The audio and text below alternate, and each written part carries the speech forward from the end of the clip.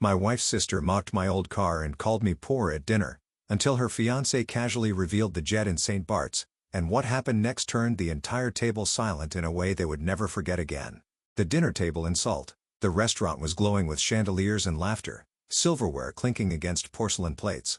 My wife's family loved these lavish dinners. It was always their stage to flaunt wealth, status, and dominance. I sat quietly, used to being the outsider in their eyes. Tonight was no different. Halfway through dinner, her sister smirked, her voice loud enough for everyone to hear. "Oh, by the way, I saw you pull up in that thing. Still driving that old car. My God, you look like a poor delivery man showing up here." Laughter rippled across the table. Her parents chuckled politely. Even my wife tried to hide her embarrassment. I smiled faintly and didn't respond. I'd learned long ago that silence sometimes cut deeper than words. But then her fiancé, sitting beside her, leaned back in his chair and asked casually, "Wait, isn't that the same guy who has the jet parked in St. Bart's?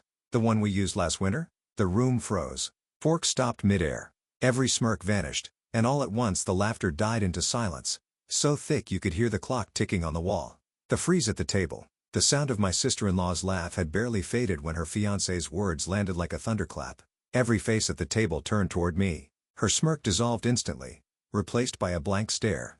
My wife's parents froze, wine glasses halfway to their lips. Even the waiter, setting down a plate, paused as though sensing something had shifted. Nobody spoke. The only sound was the faint hum of the chandelier above us. Her sister stammered, trying to recover. "What? What are you talking about? He doesn't own a jet." But her fiancé didn't flinch. He shrugged completely at ease. "Actually, he does. Last December, remember? We flew down on his jet to St. Bart's for New Year's Eve. I was surprised too, but he never talks about it." The color drained from her face.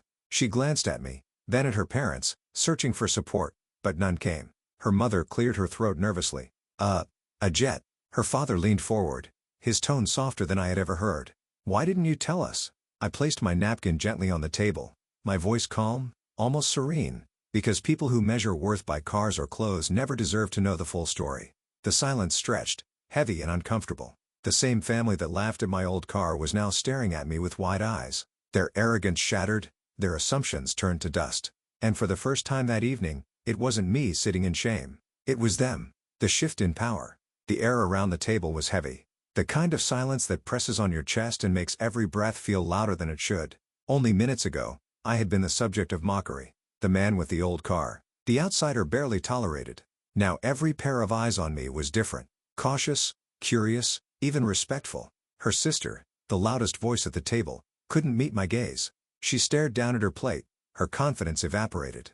Her fiancé, though, looked at me with something closer to admiration, as if he had just confirmed a suspicion. Even my wife, who had always half smiled at her family's jabs, looked at me differently now. Her embarrassment turned into something else. Confusion. Maybe even guilt. For years, she had let their jokes slide, never defending me. And now she was seeing the truth unravel in front of her. I didn't need to prove myself with possessions. My silence had already spoken louder than their laughter. Her father, once smug and dismissive, leaned in carefully. "We didn't know. You never said." I lifted my glass, my voice calm. "Because people who laugh at you when they think you have nothing don't deserve to stand beside you when they discover you have everything." The words landed like stone. For the rest of the dinner, the balance had shifted.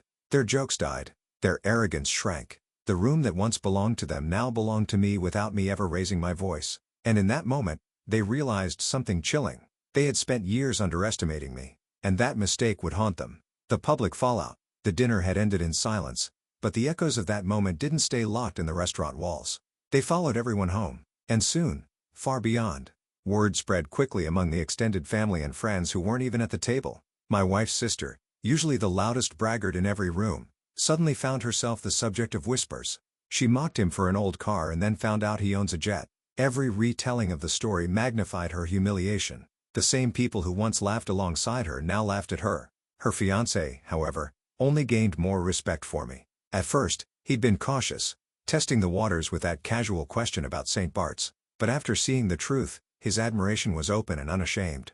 At a family gathering the next week, he raised a glass in my direction and said clearly, "Here's to the man who doesn't need to brag to prove his worth." The room went silent again. But this time, it was in my honor. My wife's parents, who had long treated me as the poor one, now avoided meeting my eyes.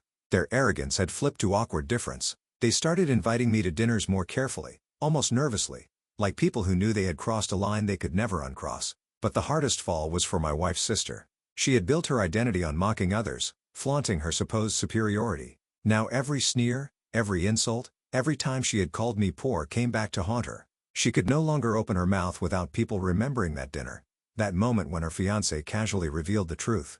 And she was left speechless. She thought mocking my old car made me small, but the truth was her laughter only exposed her own shallowness, and the entire family now saw it. And from that day on, the room never belonged to her again. The lesson they never forgot. Time has a way of cementing moments into memory, and that dinner became one of those stories no one could ever erase. Before that night, every gathering was a chance for my wife's sister to dominate the room with cutting remarks. Afterward, she couldn't. The memory of her mockery and the casual revelation that followed had burned too deeply into everyone's minds. Even years later, whenever she opened her mouth to belittle someone, all it took was one raised eyebrow or a whispered the car and the jet for her to fall silent again. She had lost her weapon forever. For my wife, it was a sobering moment. She had sat quietly through years of her family's insults, half smiling, never stepping in. That dinner forced her to confront what silence really meant.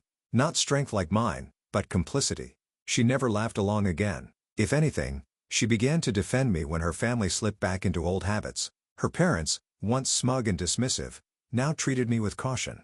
They never apologized outright. Pride wouldn't let them. But their tone changed. Invitations were offered more respectfully. Conversations directed with care. They knew one thing. Underestimating me had cost them their dignity. I never rubbed it in. I never flaunted the truth or turned their humiliation into a weapon. I didn't need to. The power of that moment lived on in their memories. Every smirk that died on their lips, every awkward silence when my name came up was proof that I had won. Not with noise, but with quiet strength. She had once laughed at my old car as if it defined me. But what truly defined me wasn't what I drove or even what I owned. It was the simple fact that when the truth came out, I didn't need to say a word. They spoke it for me and they never forgot it. Epilogue. The long lesson. Since you asked me to continue, let's close this arc with a broader look at how this one dinner table moment reshaped everything long after the plates were cleared. Her careless insult, once meant to elevate her at my expense, became the story that defined her. At every gathering, people remembered that night. It became a whispered cautionary tale. Don't be like her. Remember the car and the jet. Even her fiancé's respect for me grew while hers eroded. In the long run, she lost more than just face. She lost her standing in her own family's hierarchy. My in-laws never dared mock me again. They didn't apologize outright. Pride stopped them, but they moved differently around me. Invitations became careful. Words were chosen with respect, and the smugness that once colored every interaction faded away. It was clear one revelation had redrawn the balance of power. The moment stung her deeply too. She had never defended me against their little jabs, always choosing silence. But now she saw what her silence had enabled. After that night, she didn't laugh at their jokes anymore. If anything, she was the one to cut them short, reminding her family of the truth. The greatest satisfaction wasn't in gloating or rubbing their faces in it. The victory was in silence, the same silence they once mistook for weakness. Every time the memory of that dinner surfaced, it spoke louder than anything I could say. Arrogance crumbles when faced with quiet strength. They measured worth in cars, clothes, and noise. I measured mine in silence, patience, and truth. And in the end, it was their laughter that died while my silence echoed. Was this revenge perfectly justified? Tell us what you think about this story in the comments below. Like the story if you think this story is justified. Share it with someone who needs this energy. And subscribe to Lauren's story for more jaw-dropping tales of betrayal and justice. Because here, every lie has its reckoning. And every betrayal in F finds its shadow. Stay sharp, stay strong and stay tuned.